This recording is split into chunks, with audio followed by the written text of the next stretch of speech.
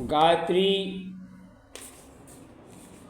के महान लाभों के मूल का मुख्य कारण है उसके पीछे अनेक मनसी साधकों का प्रचंड साधना बल। ऋषि मुनियों ने गायत्री मंत्र का आश्रय लिया। इन सब के द्वारा जितना साधन जप अनुष्ठान गायत्री मंत्र का हो उतना अन्य किसी का नहीं हुआ। कल्पांतरों का यह क्रम चलता आया है। इस प्रकार एक मंत्र के पीछे अनेक इतनी उच्च कोट आत्म विद्युत सम्मिलित हो गई है। विज्ञान बताता है कोई शब्द या विचार कभी नष्ट नहीं होता। आज जो बातें कही जाती हैं वह सोची जाती हैं, उनकी तरंगें के साथ आकाश में फैल जाती हैं। अनंत काल तक सृष्टि के अनंत अंतराल में किसी न किसी रूप में विद्यमान रहेंगी। महाभारत युद्ध के संस्मरण तानसेन के गायन की तरंगें सूक्ष्म आकाश में से पकड़कर रिकॉर्ड बना लेने का वैज्ञानिक प्रयत्न सफल हुए। भगवान कृष्ण के मुख से निकलने वाली गीता को ज्यों का त्यों अपने कानों सुनना संभव हो जाएगा। शब्द और विचारों को सूक्ष्म स्थूल भले ही कभी कठिन हो रहा हो पर निश्चित ही अस्तित्व नष्ट नहीं होता। मनुष्य जिस प्रकार सोचता है उसी प्रकार उसके इतना आकर्षण चुंबकत उसके मस्तिष्क उत्पन्न होता है। साधुता के पास सोचने वाला दिन रात साधुता विचारों गुण स्वभावों परिपूर्ण होते जाएंगे। इस प्रकार दुष्टता और पाप विचरण करने मस्तिष्क थोड़ी समय में उस दिशा में प्रवृत्त हो जाएं। यह सब विचार का आकर्षण विज्ञान के अनुसार, इसी विज्ञान के अनुसार गायत्री साधकों की ये विचार श्रृंखलाएँ संबंध हो जाती हैं। एक सिपाही जब सेना में भर्ती हो जाता है तो सेना का अंग बन जाता है।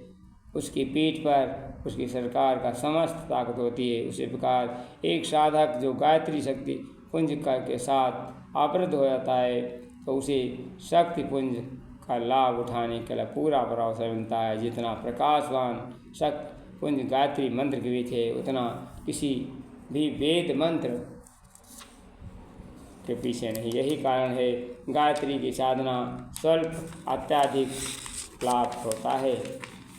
गायत्री की महिमा वेद शास्त्र पुराणों में मिलती है। अथर्ववेद में गायत्री स्तुति की गई है, जिसमें उससे आयु प्राण कीर्ति धन और बहुत ब्रह्म तेज प्रदान करने के लिए कहा गया।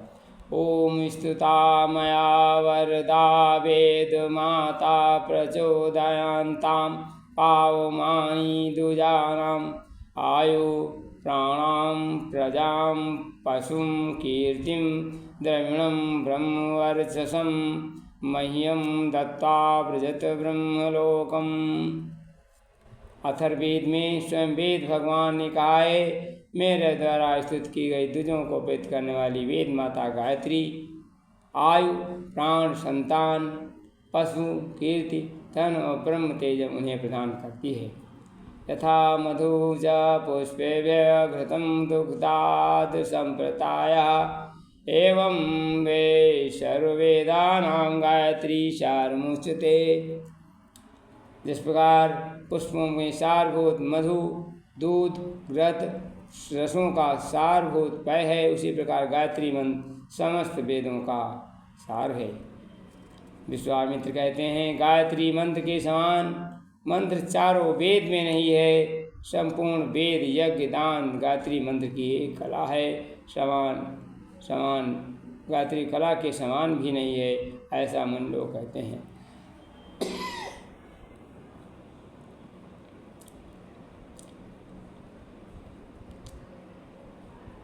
महामंत्र जितने जग माही कोई गायत्री मंत्र से अवश्य सफलता मिलेगी। इसलिए हम सब लोग यही ध्यान करें, हम गायत्री माँ के बेटे हैं, हम तुम्हें जगाने आए हैं। जागो भारतवासी, हम तुम्हें जगाने आए। धन्यवाद।